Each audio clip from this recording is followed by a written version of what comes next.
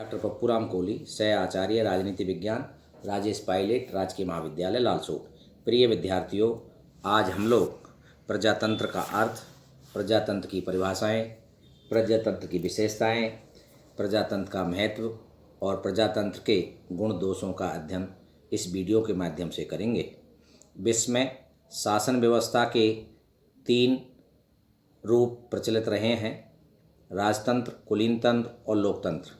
प्राचीन काल में राजतंत्रात्मक या कुलीन तंत्रात्मक शासन व्यवस्था प्रचलित थी, किंतु एक लंबे समय के ऐतिहासिक अनुभव से यह स्पष्ट हो गया है कि राजतंत्र या कुलीन तंत्र जनसाधारण के हित में कार्य न करके कुछ विशेष व्यक्तियों या एक वर्ग विशेष के स्वार्थों का ही ध्यान रखते हैं। इस कारण शासन व्यवस्था के मूल रूप में परिवर्तन करने की आवश्यकता महसूस की गई और इस प्रकार के परिवर्तन के रूप में लोकतंत्र को अपनाया गया। मानव जाति के राजनीतिक विकास में जो विभिन्न प्रकार की शासन व्यवस्थाएं रही, उनमें प्रजातंत्र विश्व की प्रमुख शासन प्रणाली मानी गई है। इसकी मुख्य अवधारणा यह है कि राजा की संपूर्ण शक्ति की स्वामी जनता है, कोई व्यक्ति, समूह या कोई वंश नहीं है। प्रजातंत्र के आरंभिक काल में सीमित जनसंख्या एवं सीमित क्षेत्रफल वाले छोटे राज्य होने से सारी जनता शासन संचालन संबंधी निर्णय में सहभागी होती थी। अतः सीमित क्षेत्रफल एवं सीमित जनसंख्या वाले छोटे राज्यों में इसका व्यवहार होने लगा। यूनान के नगर राज्यों से प्रत्यक्ष प्रजातंत्र लोकतंत्र की शुरुआत मानी जाती है। वर्तमान राज्य उनके विस्तार एवं जनसंख्या की दृष्टि से बड़े होने से जनता द्वारा प्रत्यक्ष शासन संभव नहीं है। अतः जनता अप्रत्यक्ष रूप से अपने चुने हुए प्रतिनिधियों के माध्यम से शासन की शक्ति का उपयोग करती है। वर्तमान में प्रजातंत्र अप्रत्यक्ष रूप से जनप्रतिनिधियों के माध्यम से संचालित प्रजातंत्र कहलाता है। प्रजातंत्र या लोकतंत्र का अर्थ। प्रजातंत्र शब्द अंग्रेजी भाषा के डेमोक्रेसी शब्द का पर्यायवाची है। यह यूनानी भाषा के 2 शब्द डेमोस और क्रेटिया से मिलकर बना है, जिसका अर्थ क्रमशः जनता और शक्ति है। इस प्रकार जनता की शक्ति प्रजातंत्र है। प्रजातंत्र या लोकतंत्र का अभिप्राय एक ऐसी शासन प्रणाली से है जिसमें शासन की शक्ति जनता के पास होती है और शासन संचालन जनता स्वयं। एक ऐसी शासन प्रणाली से है जिसमें शासन की शक्ति जनता के पास होती है और शासन संचालन जनता स्वयं प्रत्यक्ष रूप से या अपने प्रतिनिधियों के माध्यम से अप्रत्यक्ष रूप से करती है। इसे ही लोकतंत्र या जनतंत्र भी कहा जाता है। प्रत्यक्ष लोकतंत्र का अर्थ ऐसी शासन प्रणाली जिसमें जनहित सर्वोपरि होता है। प्रजातंत्र का अर्थ केवल एक शासन प्रणाली तक ही सीमित नहीं है, यह राज्य व समाज का रूप भी है। अतः यह राज्य, समाज व शासन तीनों का मिश्रण है। राज्य के प्रकार के रूप में प्रजातंत्र जनता को शासन करने, उसे नियंत्रित करने एवं उसे हटाने की शक्ति है। समाज के रूप में प्रजातंत्र एक ऐसी सामाजिक व्यवस्था है जिसमें समानता का विचार और व्यवहार प्रबल हो। प्रजातंत्र या लोकतंत्र की परिभाषा। अरस्तू के अनुसार बहुतों का शासन प्रजातंत्र या लोकतंत्र कहा जाता है। अब्राहम लिंकन के अनुसार प्रजातंत्र को जनता का, जनता के लिए और जनता द्वारा संचालित शासन कहा जाता है। डायसी के अनुसार प्रजातंत्र वह शासन है जिसमें शासक समुदाय संपूर्ण राष्ट्र का अपेक्षाकृत बड़ा भाग हो। लॉर्ड ब्राइस के अनुसार लोकतंत्र ऐसी सरकार है जिसमें योग्य नागरिकों के बहुमत की इच्छा का शासन होता है। ए.बी. हॉल के अनुसार अंतिम विश्लेषण में और व्यवहारिक एकरूपता मानी जाती है। चार्ल्स सी मेरियम के अनुसार लोकतंत्र राजनीतिक समुदाय का एक ऐसा रूप है जिसमें राज्य की नीतियों का राजनीतिक नियंत्रण और दिशा निर्देश समुदाय के बहुसंख्यक भाग द्वारा किया जाता है। प्रजातंत्र या लोकतंत्र के प्रकार। प्रजातंत्र दो प्रकार का होता है, प्रत्यक्ष प्रजातंत्र और अप्रत्यक्ष प्रजातंत्र। नंबर 1, प्रत्यक्ष प्रजातंत्र। जब किसी राज्य के निवासी सार्वजनिक विषयों पर प्रत्यक्ष रूप से स्वयं विचार विमर्श करते हैं और उसके आधार पर नीतियों का निर्धारण और विधि निर्माण होता है, तो ऐसे शासन को प्रत्यक्ष प्रजातंत्र कहते हैं। प्रत्यक्ष प्रजातंत्र कम जनसंख्या वाले एवं छोटे आकार वाले राज्यों में ही संभव है। वर्तमान में बड़े आकार वाले राष्ट्रों में जहां नागरिकों की संख्या करोड़ों में होती है, वहां प्रत्यक्ष प्रजातंत्र संभव नहीं है। वर्तमान में स्विट्जरलैंड के कुछ कैंटोनों एवं भारत में पंचायत राज व्यवस्था के अंतर्गत ग्राम सभाओं में प्रत्यक्ष प्रजातंत्र की व्यवस्था है। नंबर 2, अप्रत्यक्ष प्रजातंत्र। जब जनता निर्वाचित प्रतिनिधियों के माध्यम से विधि निर्माण तथा शासन के कार्यों पर नियंत्रण रखने का कार्य करती है, तो उसे अप्रत्यक्ष प्रजातंत्र कहते हैं। वर्तमान समय में अप्रत्यक्ष प्रजातंत्र ही प्रचलित है। इसमें जनता निश्चित अवधि के लिए अपने प्रतिनिधि चुनती है, जो व्यवस्थापिका का गठन करते हैं और कानूनों का निर्माण करते हैं। इस प्रणाली में जनता की इच्छा की अभिव्यक्ति निर्वाचित प्रतिनिधियों के माध्यम से होती है। प्रजातंत्र या लोकतंत्र की विशेषताएं। प्रत्येक व्यक्ति का लक्ष्य स्वयं का विकास होता है। इसके लिए प्रत्येक व्यक्ति को कुछ अवसरों की आवश्यकता होती है। प्रजातंत्र या लोकतंत्र ऐसी शासन व्यवस्था है जिसमें सभी को अपने सर्वांगीण विकास के लिए बिना किसी भेदभाव के समान अवसर प्राप्त होते हैं। प्रजातांत्रिक व्यवस्था नागरिकों की गरिमा तथा समानता, स्वतंत्रता, भ्रातृत्व और न्याय के सिद्धांत पर आधारित है। प्रजातंत्र या लोकतंत्र की मुख्य विशेषताएं इस प्रकार हैं। नंबर 1, उत्तरदायी शासन व्यवस्था। प्रजातंत्र या लोकतंत्र जनता प्रत्यक्ष अथवा अपने निर्वाचित प्रतिनिधियों के माध्यम से शासन करती है। इसमें जनता का शासक वर्ग पर निरंतर प्रभाव रहता है। शासन से प्रश्न पूछने एवं उसकी आलोचना के माध्यम से जनता शासन से उत्तरदायित्व व्यवहार पूछने एवं उनकी आलोचना के माध्यम से जनता शासन से उत्तरदायित्व व्यवहार कर सकती है। यहाँ शासन की सत्ता मूलतः जनता की ही होती है, जो नियत अवधि के लिए ही प्रतिनिधियों को सौंपी जाती है। अतः शासन का जनता के प्रति उत्तरदायित्व अनिवार्य होता है, अन्यथा अगले चुनाव में जनता के पास किसी अन्य को सत्ता सौंपने का विकल्प होता है। नंबर 2, समानता पर आधारित शासन। प्रजातंत्र समानता के सिद्धांत पर आधारित शासन प्रणाली है।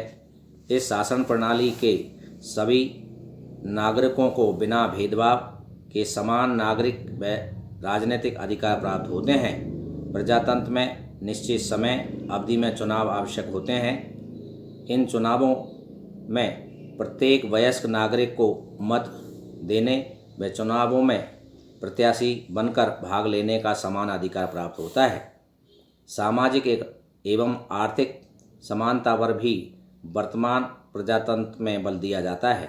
धर्म, जाति, लिंग, सामाजिक स्तर आदि के आधार पर भेदभाव न होना तथा आर्थिक दृष्टि से सभी को न्यूनतम आर्थिक आवश्यकताओं की पूर्ति के साधन समान रूप से उपलब्ध होना प्रजातंत्र या लोकतंत्र का प्रमुख लक्ष्य है।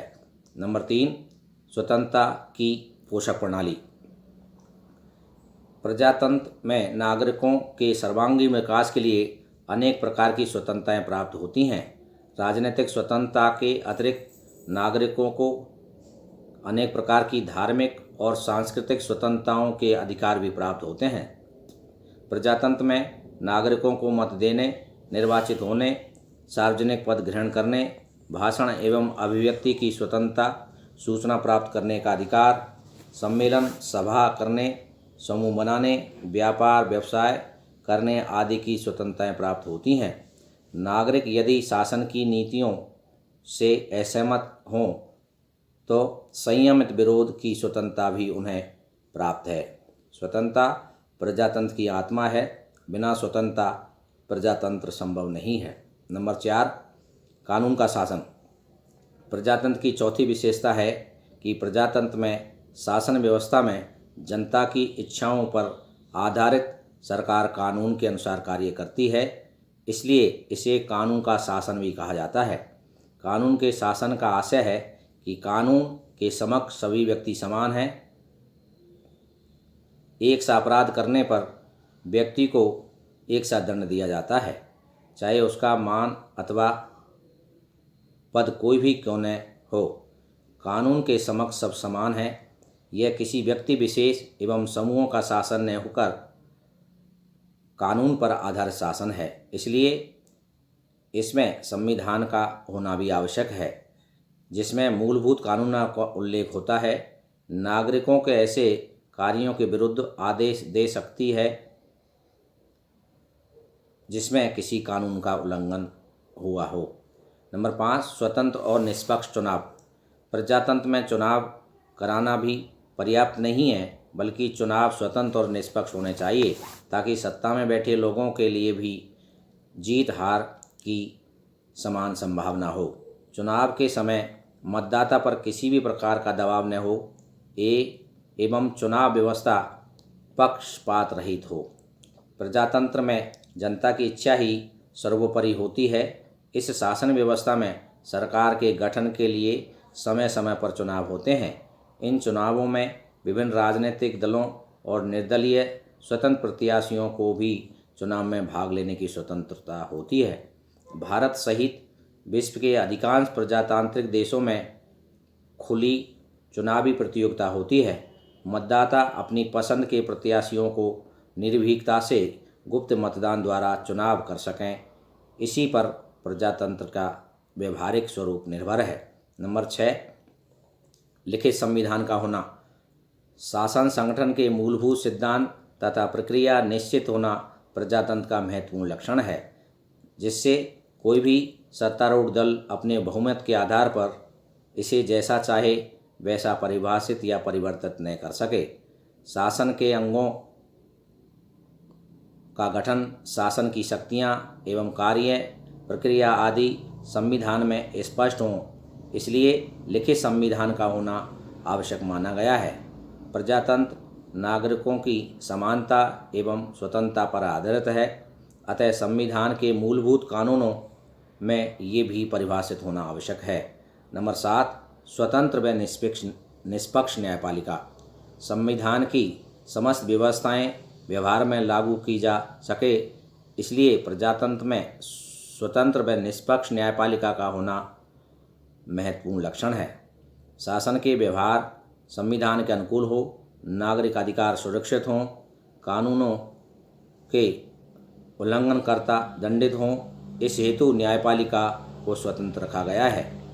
प्रजातांत्रिक व्यवस्था को व्यवहार में बनाए रखने के लिए स्वतंत्र एवं निष्पक्ष न्यायपालिका आवश्यक है। प्रजातंत्र या लोकतंत्र का महत्व। प्रजातंत्र न केवल शासन का एक विशेष प्रकार है, बल्कि यह जीवन के प्रति एक विशिष्ट दृष्टिकोण है। प्रजातंत्र स्वतंत्र, समानता, सहभागिता और बंधुत्व की भावना पर आधारित एक शासन व्यवस्था है। इसे हम एक सामाजिक व्यवस्था भी कह सकते हैं।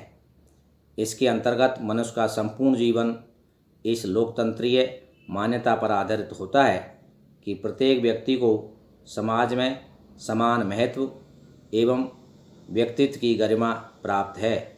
व्यक्ति के महत्व की यह स्थिति जीवन के केवल राजनीतिक क्षेत्र में ही हो, प्रजातंत्र अधूरा रहता है। प्रजातंत्र की पूर्णता के लिए आवश्यक है कि जीवन के राजनीतिक, सामाजिक, आर्थिक तीनों ही क्षेत्रों में सभी व्यक्तियों को अपने विकास के समान अवसर प्राप्त हों। मानव जीवन के राजनीतिक क्षेत्र में प्रजातंत्र से आशय ऐसी राजनीतिक व्यवस्था से है जिसमें निर्णय लेने की शक्ति किसी एक व्यक्ति में न होकर जनता के निर्वाचित प्रतिनिधियों में निहित होती है। अतः शासन जन भावना पर आधारित होता है। मानव जीवन के सामाजिक क्षेत्र में प्रजातंत्र से आशय ऐसे समाज से है जिसमें जाति, धर्म, रंग, लिंग, नस्ल, मूल वंश व संपत्ति आदि के आधार पर भेदभाव न हो। सभी को अपना जीवन उन्नत बनाए रखने के अधिकार व अवसर बिना भेदभाव के समान रूप से प्राप्त हों तथा समाज में बंधुत्व तथा पारस्परिक सहयोग की भावना निहित हो। मानव जीवन के आर्थिक क्षेत्र में प्रजातंत्र से आशय ऐसी व्यवस्था से है जिसमें समाज के प्रत्येक व्यक्ति को अपनी आजीविका चुनने अथवा व्यवसाय करने की स्वतंत्रता प्राप्त है। सभी को अपना आर्थिक विकास करने की स्वतंत्रता व समान अवसर प्राप्त होते हैं। एक व्यक्ति का किसी अन्य द्वारा शोषण न हो ऐसी व्यवस्था के प्रयास होते हैं। सभी को वे सामान्य सुविधाएं प्रदान करने का प्रयास भी किया जाता है जिससे वे अपनी न्यूनतम आर्थिक आवश्यकताएं पूर्ण कर सकें एवं गर्ममयी जीवन जी सकें। अर्थात व्यक्ति को रोटी, कपड़ा, मकान, स्वास्थ्य, शिक्षा, रोजगार आदि की सुविधाएं प्रजातंत्र के आधार पर हैं। प्रजातंत्र की मान्यता है कि राजनीतिक, सामाजिक और आर्थिक क्षेत्र में जो भी परिवर्तन किए जाने हों उन सभी परिवर्तनों को शांतिपूर्ण तरीके से किया जा सकता है। प्रजातंत्र के महत्व के बाद अब प्रजातंत्र के गुणों के बारे में अध्ययन करेंगे। प्रजातंत्र के गुण। नंबर 1, मानवता के उच्च मूल्यों पर आधारित। प्रजातंत्र समानता, न्याय और भ्रातृत्व जैसे उच्च मूल्यों पर आधारित है तथा इसमें प्रत्येक व्यक्ति की गरिमा का सम्मान करते हुए सभी को समान माना जाता है। जनता की संप्रभुता एवं सहभागिता पर आधारित होने से प्रजातंत्र में व्यक्ति में आत्मसम्मान व आत्मनिर्भर के उच्च गुण विकसित होते हैं। नंबर 2, लोक कल्याण। प्रजातंत्र में जनप्रतिनिधियों के द्वारा शासन किया जाता है जिनका चुनाव जनता एक निश्चित समय के लिए करती है। उन्हें यह भय रहता है कि जनताओं की इच्छाओं, भावनाओं और आवश्यकताओं के अनुसार यदि वे कार्य नहीं करेंगे तो जनता उन्हें भविष्य में होने वाले चुनाव में पराजित कर देगी। इसलिए प्रजातंत्र में शासक जनता के प्रति उत्तरदायी है और उनके हितों के प्रति सजग रहता है। अतः प्रजातंत्र में लोक कल्याण का पूरा ध्यान रखा जाता है। नंबर 3, राजनीतिक शिक्षण। प्रजातंत्र राजनीतिक प्रशिक्षण का उत्तम साधन है।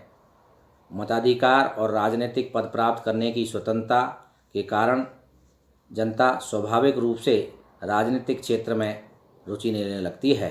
भाषण, विचारों की अभिव्यक्ति, संचार माध्यमों के उपयोग की स्वतंत्रता जनता में विचारों के आदान प्रदान करने की प्रवृत्ति बढ़वा देती है। सभी राजनीतिक दल निरंतर प्रचार द्वारा जनता को राजनीतिक शिक्षा प्रदान करते रहते हैं।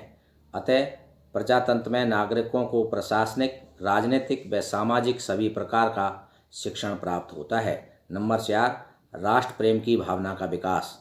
प्रजातंत्र जनता द्वारा लोकहित की शक्ति के लिए जनता का शासन है। जनता राजनीतिक दृष्टि से सजग हो जाने के कारण सरकार व राज्य के प्रति एक प्रकार का लगाव अनुभव करती है और इस लगाव के कारण राष्ट्र के प्रति प्रेम व प्रतिबद्धता की भावना जागृत होती है। इसी से राष्ट्रभक्ति उपजती है।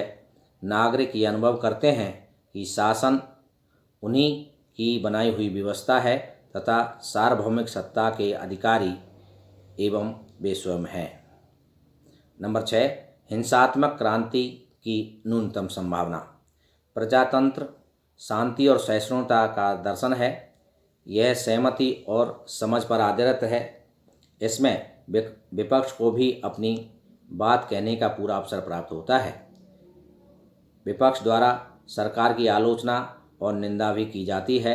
बहुसंख्यक जनता यदि शासक वर्ग से असंतुष्ट है तो वह उसे सरलता पूर्वक संवैधानिक तरीकों से हटा सकती है। व्यक्तिगत स्वतंत्रता।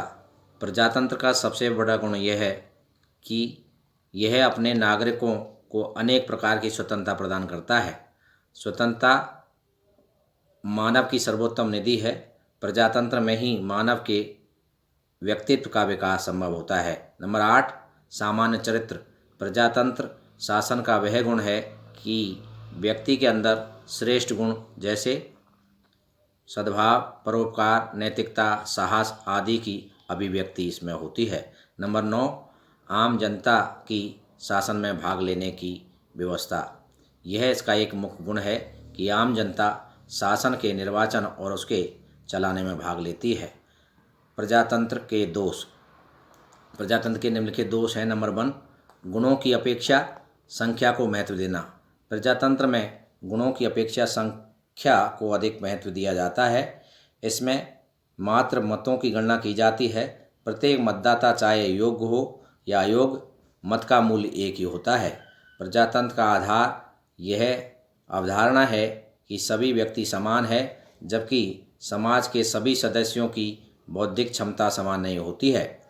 इस प्रजातंत्र में प्रत्येक व्यक्ति को एक मत देने का अधिकार है, अर्थात यह सबको समान मानता है। अतः अधिक गुणों व्यक्ति की महत्ता का सही मूल्यांकन नहीं हो पाता है। नंबर 2, अयोग्य व्यक्तियों के शासन की संभावना। शासन एक कला भी है। इस हेतु विशेष ज्ञान की क्षमता की आवश्यकता होती है। यदि शासक को इस कला का ज्ञान नहीं है तो पूरे समाज के कल्याण का लक्ष्य प्राप्त नहीं किया जा सकता। शासन करने की कला, योग्यता और क्षमता केवल कुछ लोगों में रहती है, किंतु प्रजातंत्र में बहुमत का शासन होता है और योग्य व्यक्ति का मूल्य भी अयोग्य के समान ही आंका जाता है। विकासशील देशों में तो यह स्थिति और भी चिंतनीय है। इसलिए आलोचक प्रजातंत्र को अयोग्यों का शासन भी कहते हैं। नंबर 3, सार्वजनिक समय व धन का अपव्यय। प्रजातंत्र में चुनावों की लंबी और जटिल प्रक्रिया के पश्चात ही व्यवस्थापिका का गठन हो पाता है। अत्यावश्यक कानूनों के निर्माण में भी कई वर्ष लग जाते हैं। चुनावों की प्रक्रिया काफ़ी धन खर्च होता है। सांसदों, विधायकों, मंत्रियों एवं व्यवस्थापिका से जुड़े अधिकारियों आदि पर भी बड़ी मात्रा में धन खर्च होता है। इसलिए प्रजातंत्र में धन व समय दोनों का अपव्यय होता है। नंबर 4, धनिकों का वर्चस्व। यह केवल कहने की बात है कि प्रजातंत्र में सभी को समान रूप से राजनीतिक प्रक्रिया में भागीदारी मिलती है, लेकिन यह केवल सैद्धांतिक बात है। व्यवहार में प्रजातंत्र में चुनाव इतने खर्चीले हो गए हैं कि सामान्य जन तो चुनावों में किसी पद हेतु प्रत्याशी के रूप में भाग लेने की बात भी नहीं सोच सकते। धन के आधार पर चुनाव लड़ना प्रजातांत्रिक प्रणालियों में एक आम बात हो गई है। चुनाव लड़ रहे प्रत्याशी प्रचार प्रसार के अत्यधिक धन व्यय करते हैं। इससे जनता का शासन सहज ही धनिकों के शासन में परिवर्तित हो जाता है। नंबर 5, दलीय गुटबंदी। वर्तमान प्रजातंत्र के संचालन के लिए राजनीतिक दल अनिवार्य हो गए हैं।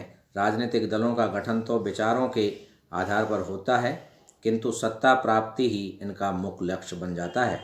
जनता को प्रभावित करने व लोकप्रियता प्राप्त करने के लिए राजनीतिक दल परस्पर एक दूसरे के विरुद्ध अनर्गल बातें करते हैं। विरोध के लिए विरोध, न कि मूल्य या सिद्धांतों के आधार पर विरोध राजनीतिक दलों का लक्ष्य बन जाता है।